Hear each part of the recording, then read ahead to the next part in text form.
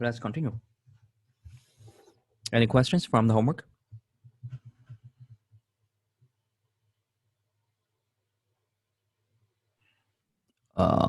Aaron? 5.5, number 10, please. 5.5, number 10.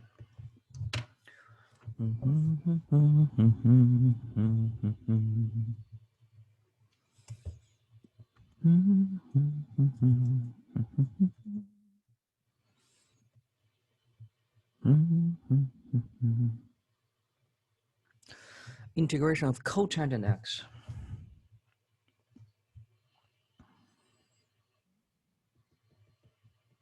Okay, we do know the derivative of cotangent goes to secant square with a negative sign, but we're doing the antiderivative. So at first, don't get confused. Second, it takes you a while to try different things until you realize, well, I do see sin x, and I do see the derivative of sin x, which is cosine x. So probably this will work.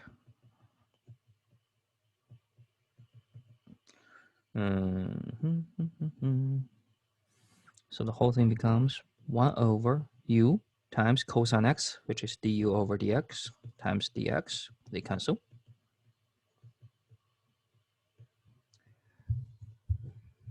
Now everything is in terms of u. You just need to know the antiderivative of u, 1 over u, which is ln, absolute value of u. And finally, you put u back.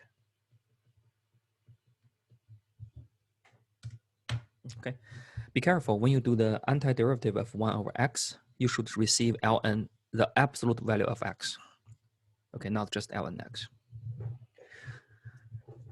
All right. Emma? Can you do 5.3, number 7?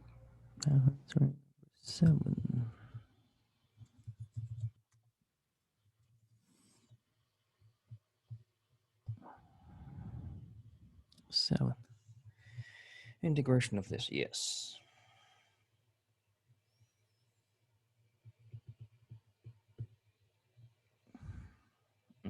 Gx.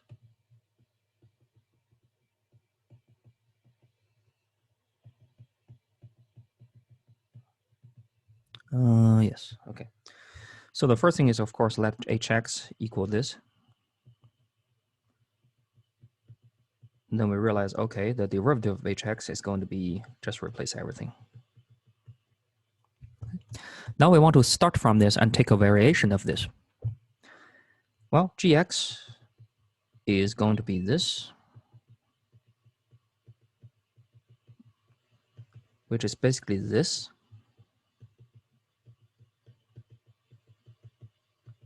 Dt minus this.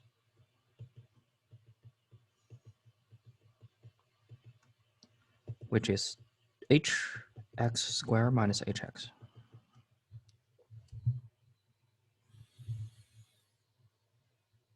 Good so far? For that case, then, the derivative of gx is the derivative of both by chain rule. That is going to be x to the 4th times 2x minus x squared plus 4, according to what you just did for hx alone. Okay.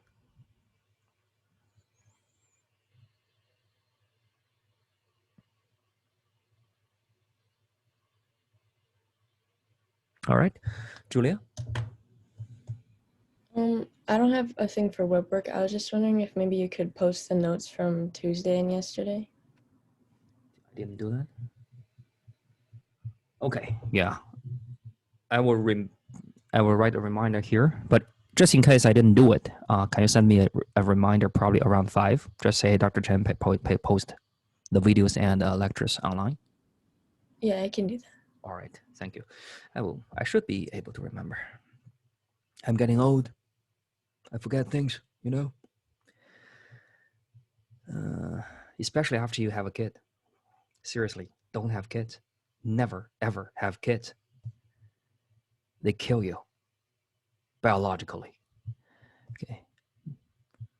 Now your body thinks your job in the world is done. They don't care if you live anymore, which is sad. All right. Other questions from the homework?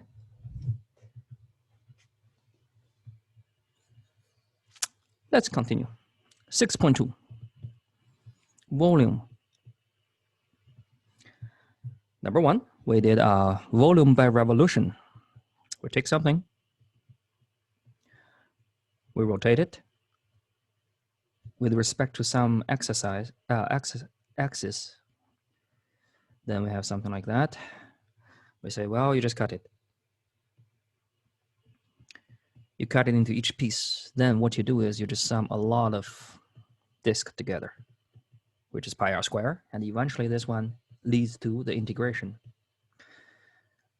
pi r square dx. And of course, we have an integration from c to d, pi r square dy. But basically the same idea. It's just like which way you want to cut them. Okay. After that, we did something like this. We say, well, you can still rotate.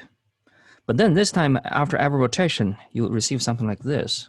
If you really pay attention to that, by turning it for 90 degrees, you receive something which looks like a washer. Then, instead of summing all the disks together, you just sum all the washers together. Okay, that leads to the thickness of the washer. Okay.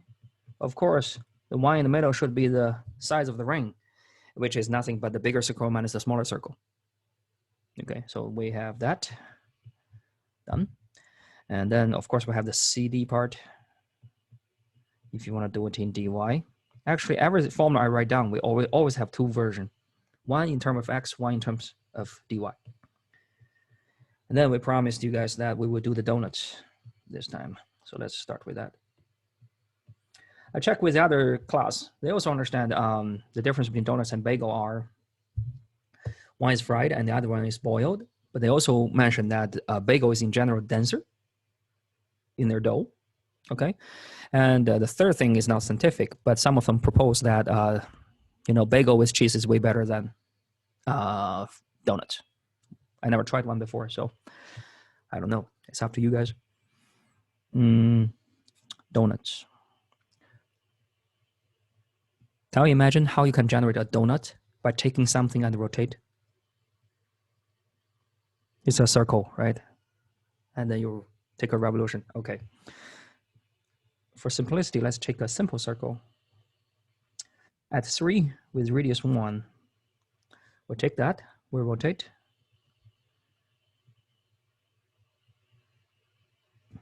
Okay. With respect to the y-axis. Finally, when you finish, you have a shape like that. Something like this. And that is a donut. So let's be careful. It's this circle rotated by the y-axis.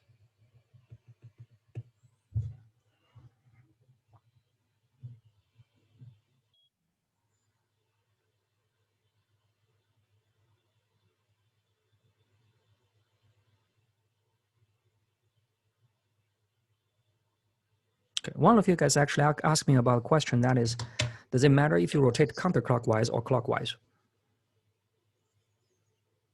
Number one, for volume, it really doesn't matter. Whichever way you got the same thing, right?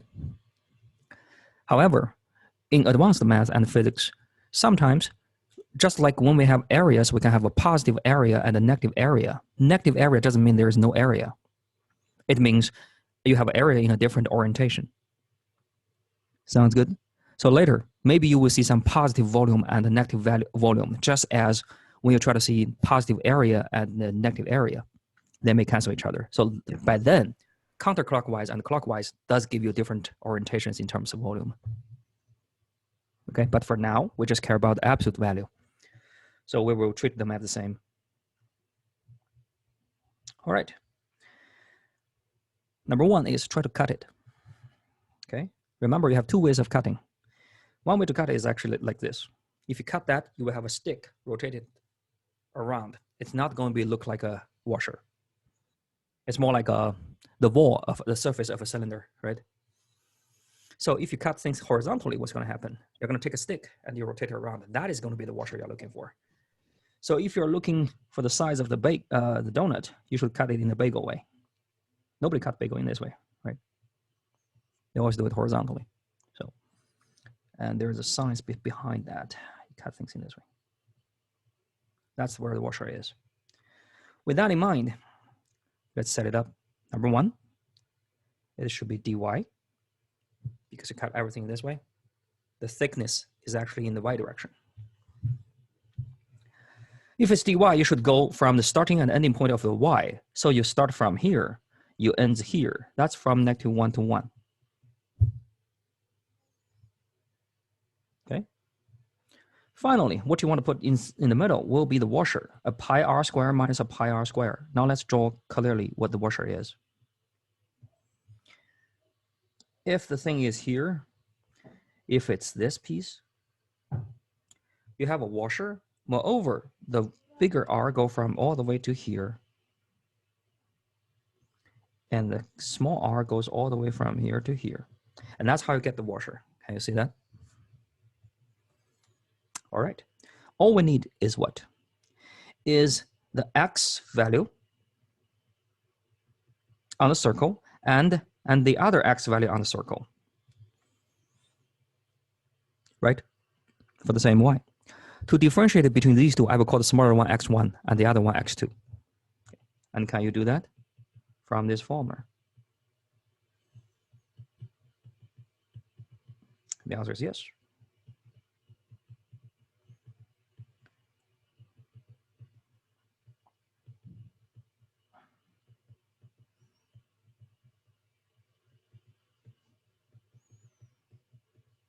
I do have 2x, and I assume this one is going to be the 2, and this one is going to be the 1, because this one is clearly smaller.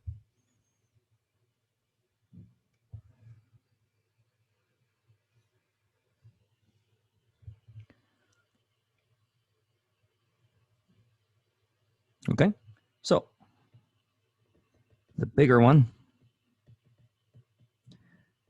square minus pi, the smaller one, square. That's the washer.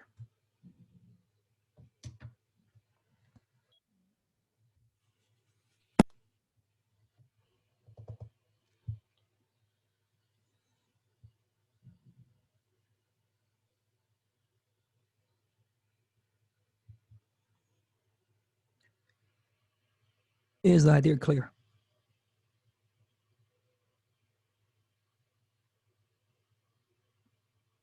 Why we cut things horizontally? Why doesn't lead to dy? And because it's dy, we go from -1 to 1. If it's dx, we go from 2 to 4. Okay? Once you have that, you need the washer. For the washer, you need the 2 radius. The radius of the outside disk and the radius of the inside disk, which you remove. According to my drawing, the bigger one goes all the way to here. The smaller one goes all the way to here. The rest will just be algebra from the circle's formula to figure out what are the 2x for the same y.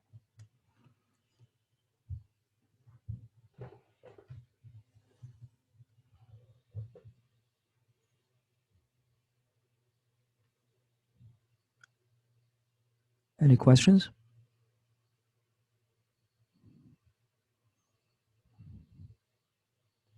That will be the volume of the donuts. I don't want to do it in class. You can do it after class. This is actually pretty easy.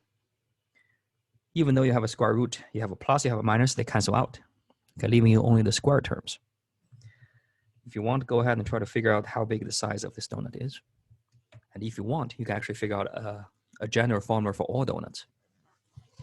And then next time you go to any restaurant and order, you can have a sheet with you, okay, and try to see how you should price everything.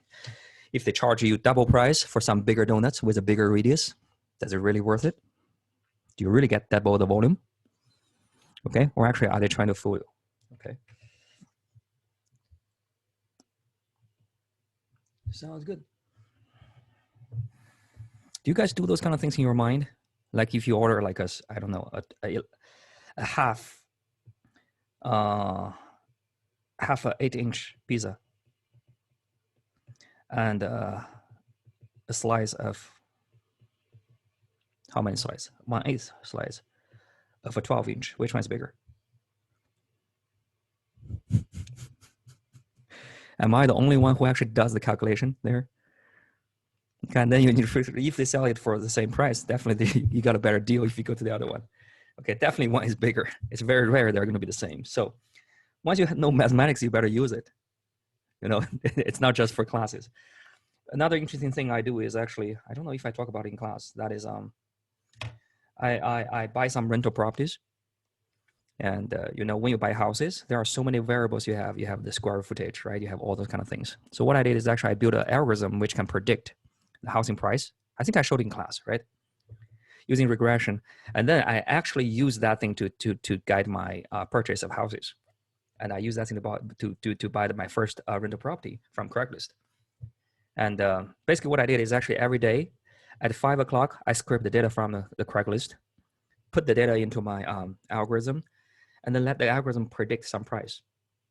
And if the price they are asking is significantly lower than what I predicted, that's an indicator that the whole thing was underpriced.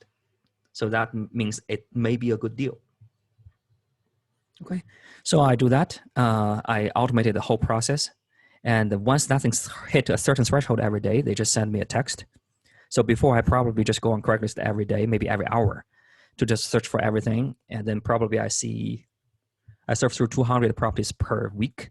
Now I just receive randomly sometimes 1 or 2 texts per week, which saved me a lot of trouble. And I got my first house in that way. I got it the same day it was posted. And so everything is pretty nice once you know a little bit of mathematics. You better use it in your life. Okay. It's not for the homeworks. All right, that's everything about Washer's method. I think you got the idea. You just need some practice. Now let's move to the general case. We were talking about the pyramid at the beginning, right? Oh, don't do this. Let's draw this first. Which way? This way. This way.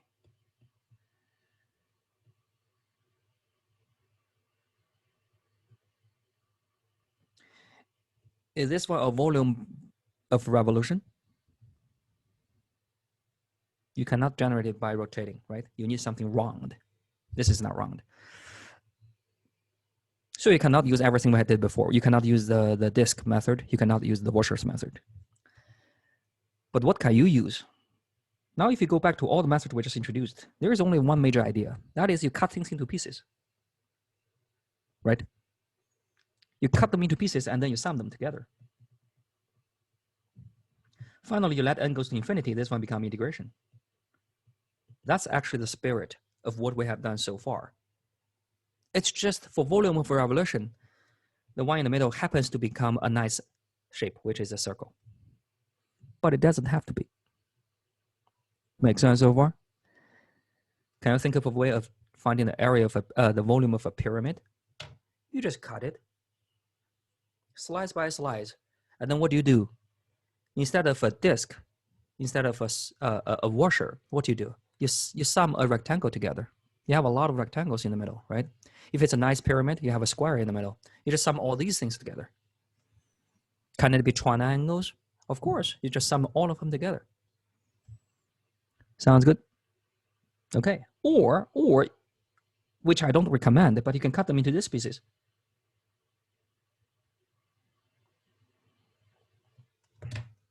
You don't even have to cut it horizontally. You cut it vertically. What are you going to receive? You are going to receive a trapezoid for every single piece, right? Except for the one right in the middle, which is become a triangle. Everything else will just be a trapezoid. If you could find a way to add all the trapezoid together, you still will have the volumes. So you can do it in both ways. Good so far? Okay. Third way, if you take a pyramid, why don't you just cut it in this way? Now, if you look from the diagonal direction, what do? You sum a lot of triangles together. Sound good? So you have all your different ways of summing the same volumes together. And let's summarize what you're trying to do here. For the three things I just said. Number one, you take a pyramid, you just cut it in this way. Right? So what do? You have a base area, which is this. And then every time you cut, you can see you have a cross-sectional area.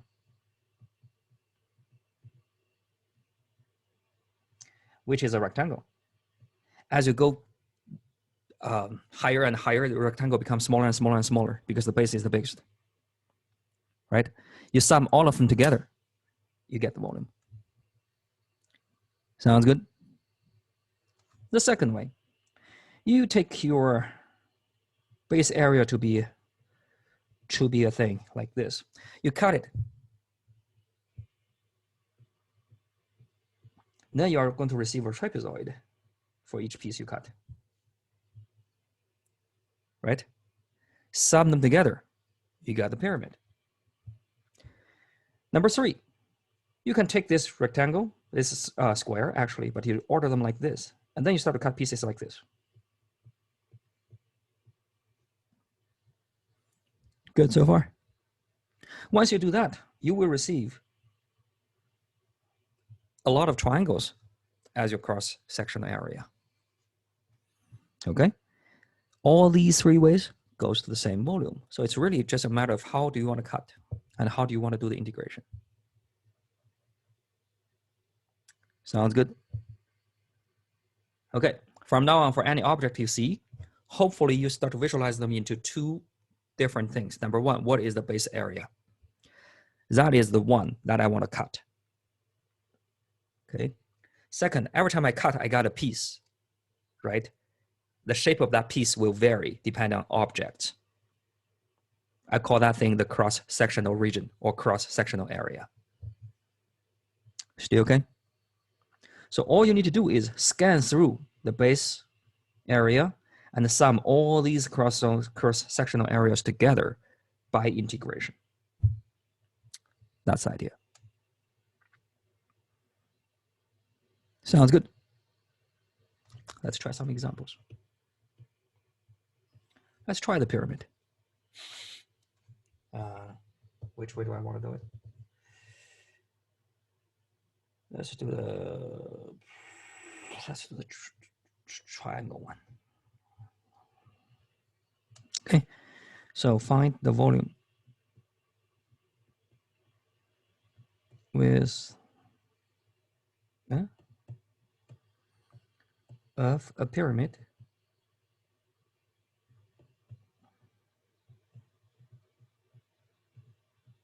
with base square width equals 2 and the height of 1.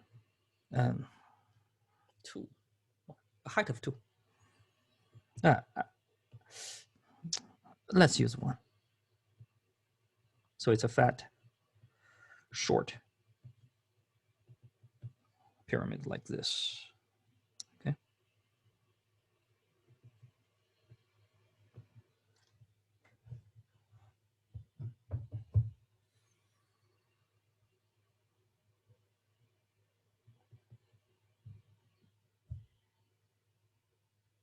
Okay.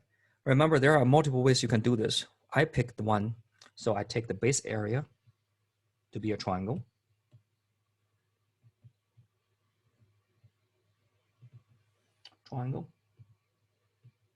And I choose the cross-sectional area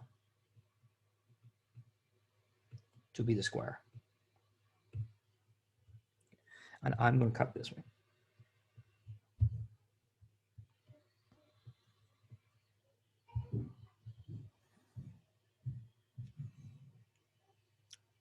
Sounds good? Let's cut it.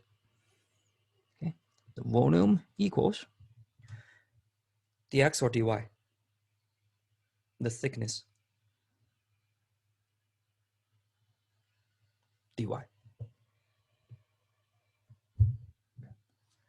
Because it's dy, I should go from 0 to 1. If it's dx, I should go from -1 to 1. Still okay? Now, all I need to put here will be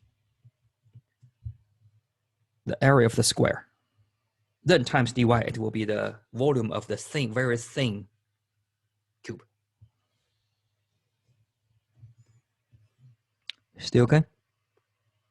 Finally, not only I want the width of the square here, I also want it to be in terms of y. Otherwise, I cannot do the integration. Okay? With all that in mind, let's draw it.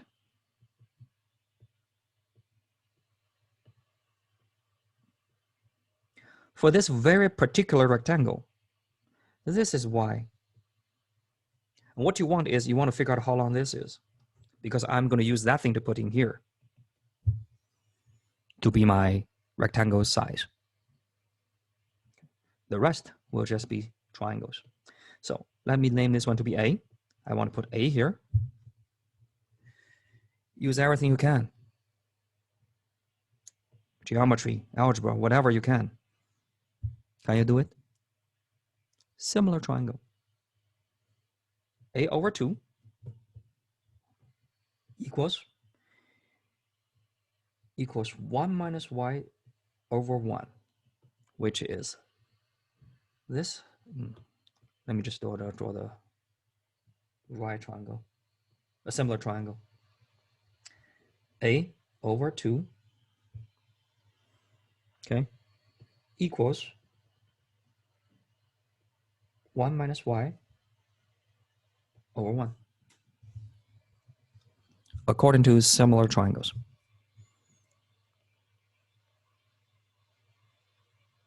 All right, then A equals to 1 minus y.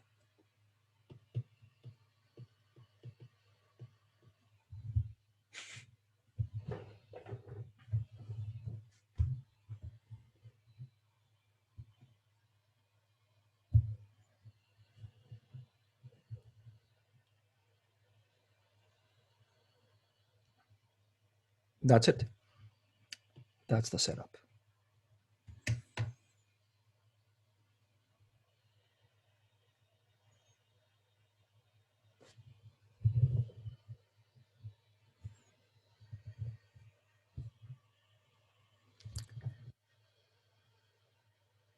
Is the idea clear?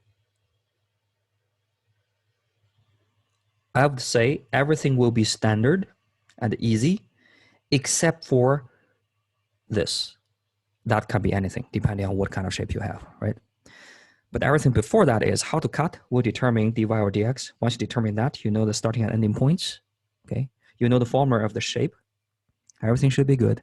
It's just trying to find the parameter of the shape may be tricky. For this case, we need to use a similar triangle.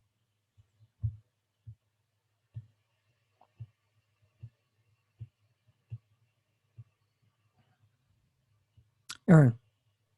So that equation represents just the base, or is that the whole pyramid? The whole pyramid. Okay. Every single one here represent the square. For different y, you have different size of squares. And this one means sum the squares together. So once you sum the squares together, it's not going to be just the base. The base is actually just one square, but you have a lot of other squares. Okay. Okay, so every time you see integration, always think about it. It's not just one, it's a lot of them. Okay. Okay. Anton. Yeah, so why is the interval between 0 and 1 instead of -1 and 1? Let's take a look. Are you trying to do from here to here, or are you trying to do it from here to here? The second one. The second one. So it starts from 0. It goes to 1. We're looking at the y value, Okay. right? Yes. So the reason is because we have dy. Your thing Okay. will be dx. But if you do dx, what you should put in the middle should be the trapezoid. Oh, yeah. Yes, you're right. Okay, I understand. I understand. Yep. Good.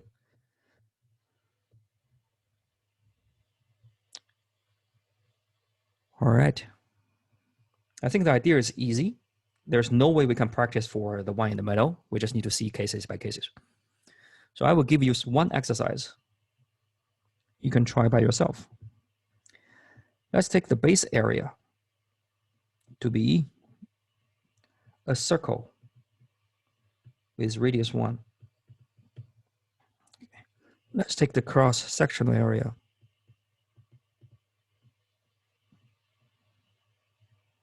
to be equilateral triangles. Okay. If you can imagine the shape, it roughly look like this.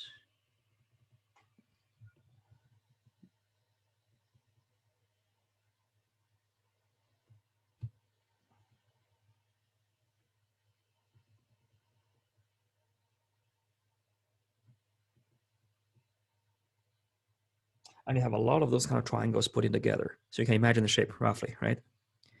It's almost like a half sphere with sharp tips all around. It will look like almost like a football, or I don't know, the head of a pirate, something like that. Now your job is try to find the volume. I would suggest you to start from here. Put the base here. Think about how to sum all the pieces together when you cut them like that. Each one is going to be a triangle. Okay. Give it a try.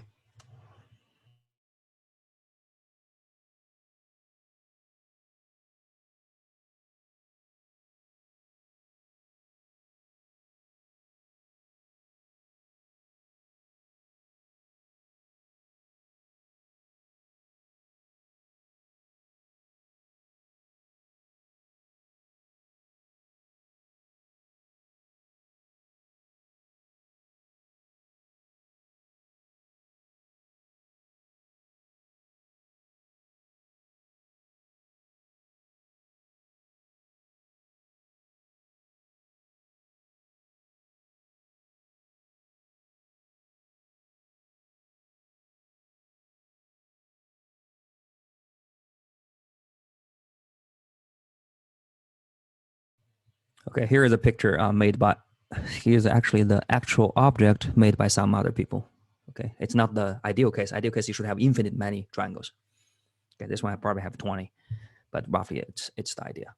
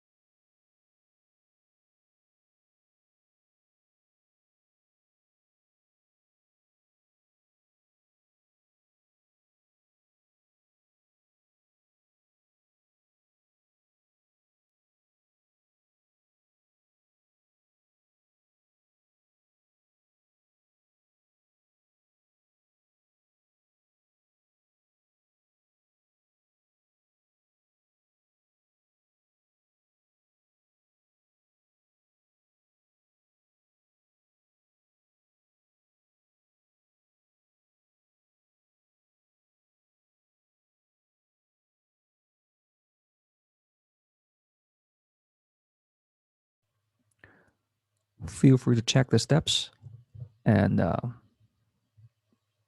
ask questions if you have any.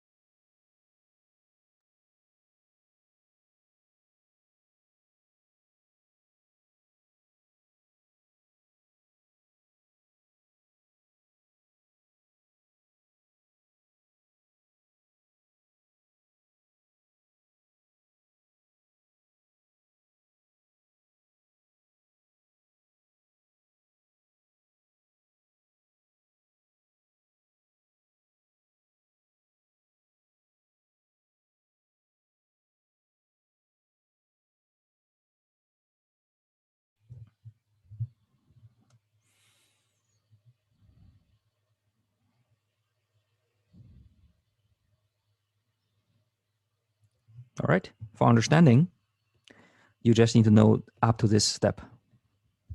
The rest will be geometry.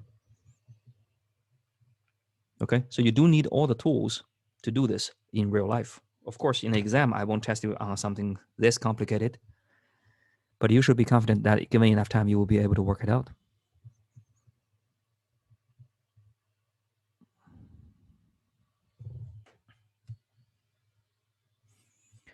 All right. Any questions regarding this problem? The idea is pretty easy, right? Finding the equilateral triangle area may take some time, but if you are given a formula, you can look it up online. You can easily do it. Okay. So that's what we have. That's what we have for finding volumes in general. What's the core idea? The core idea is cut things into smaller pieces. Actually cut things into infinitely many small pieces. Okay, before we get stuck. Why? Because you cut so many things, you don't know how to sum them together. Now you do know how to sum them together. You do Riemann sum and take the limit, you have integration. That's the beauty. Okay, that's the beauty of calculus. Now you are able to handle infinitely many infinitesimal small stuff. Okay, that's the beauty. Is everything here clear? All right. I don't think we need more examples for this. Now it's just some general comments on doing areas. You know, in the history of human science, we actually struggle with finding an area a lot until people find something like this, which is called Torricelli's principle, which is something like that, which we talked about. The idea is if you have two things, let's take two rectangles between two parallel lines, two triangles between two parallel lines, and they share the same base. Okay, clearly they don't have the same shape. But if you cut them into a lot of pieces, what do you observe? You observe every single pieces, they share the same length. And you also agree the area is nothing but the accumulation of all the length. If every single piece they share are the same, and they have equal number of pieces, then putting together, they should have the same area. Make sense so far? How can you use that? I will show you something really fun. This is actually how people figure out the volume of a sphere.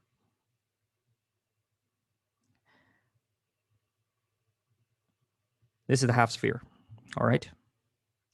Now what I'm going to do is I'm going to take a cylinder. Okay. But after that, I'm going to remove a corn from the cylinder. So make this one open top like a cup. Still okay? So number one, we have two objects. Number two, if you cut them, they have the same height, right? So this is R, this is R. If you cut them, what do you have for cross-sectional area? For the sphere, you certainly have a small disk.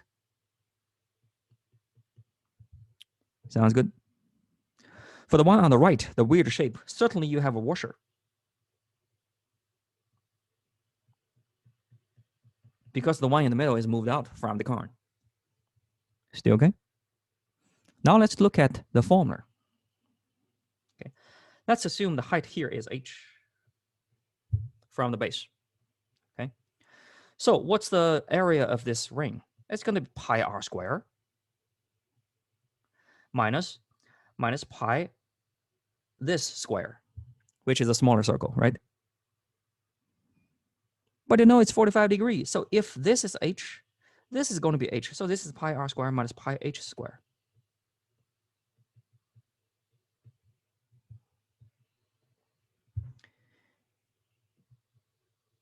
Is everything good so far? All right, now let's look at the left. What's the left? The left is going to be pi r square because it's a disk. What is your r? Your r is going to be this, which is not the original r, which is shorter, right? How much shorter? Well, by Pythagorean theorem, this is r, this is 90 degree, and this is h. For you to see clearly, this is the one we're looking for. Good so far? So what we should look for is actually the square root. Actually, it's just this.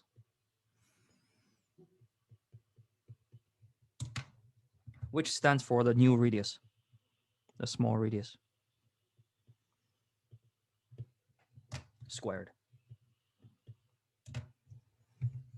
Make sense so far? Now check what's on the left and what's on the right. There are different shapes. One is a disk, one is a ring. However, can you see they share the same area? Because the formula told you so. Sounds good? Do they have equal number of pieces? And each piece share the same area? Do you think it's fair for me to say that if you put all the pieces together, these two objects should share the same volume?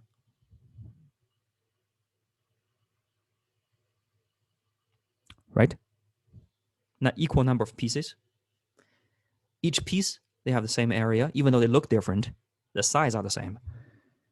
If you put them all together, these two things should share the same volume. Okay. What's the volume of a cylinder? Pi r squared times height. Remove a cone. 1/3 pi r squared times r. What's left? This much.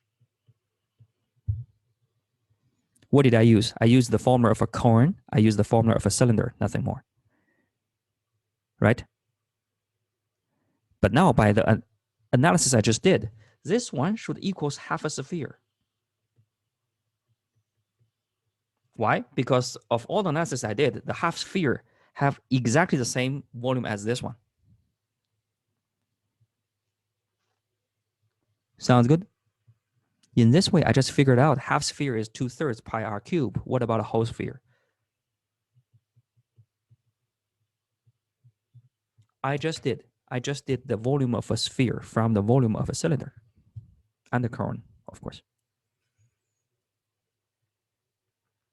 Make sense here? And the trick I did was I cut both into small pieces. They don't share the same shape, but they do share the same size. If they share the same size, they share the same volume, even though they look totally different. But one is easy, one is hard. Then I can find the harder one through doing the easy one. That's beautiful.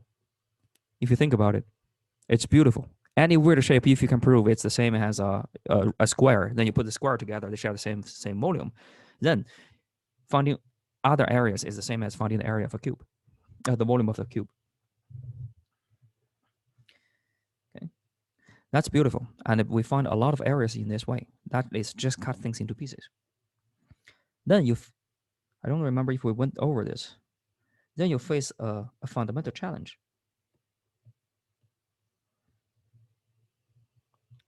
Which is this. We have two triangles. Consider the triangle on the left. For each one you have here, you have the same one on the right.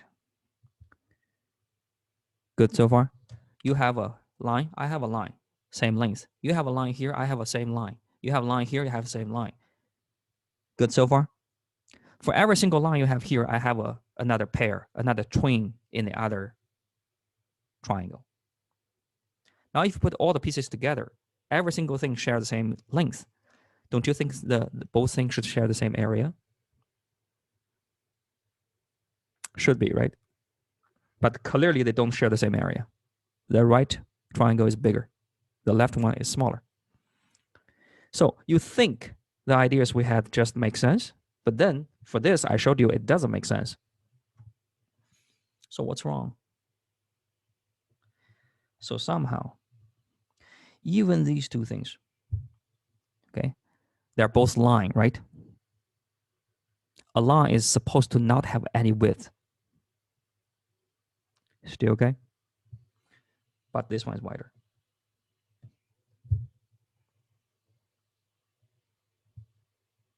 Sounds good? Okay, so even though we use this a lot,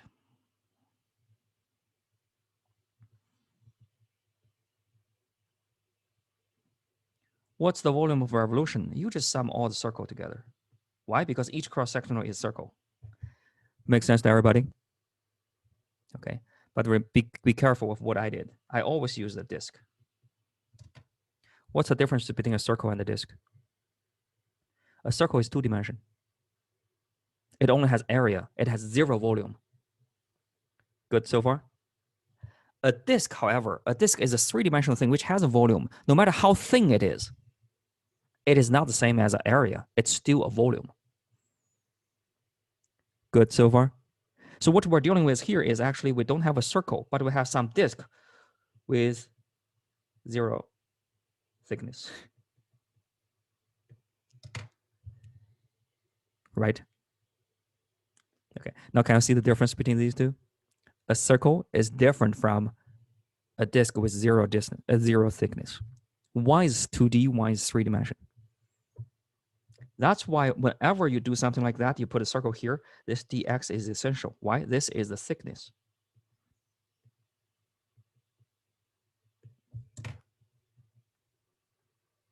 Even though it's 0, right? When n goes to infinity, dx goes to 0. Even though it's very small, it's 0, but it's the thickness. The thickness is there. So you're not summing a lot of circles together. You're summing a lot of circles times the thickness, which is the volume, a disk, a cylinder together. Sound good? That will solve the paradox we have here. Do you have 2 lines? Yes, I do have 2 lines. But when you try to sum them together to find the areas, you don't have 2 lines. I have a line, I have a rectangle here, I have a rectangle here, even though both has a width 0. They're not lines, they're rectangles. They're tiny little rectangles. And this one is wider, even though both has a width 0. And we're familiar with that, right? If both things goes to 0, one can still be wider. Why? Because we have L'Hopital. This one can be 2 if you take the limit. Right? Okay, so that's the beauty of calculus. You are trying to actually really talk about, to a high precision, what's going on here. Everything I said before makes sense. When you see this, it doesn't make sense anymore. For a mathematician, you push it through the concept and try to see why. Because it should make sense. All right, that's all for today.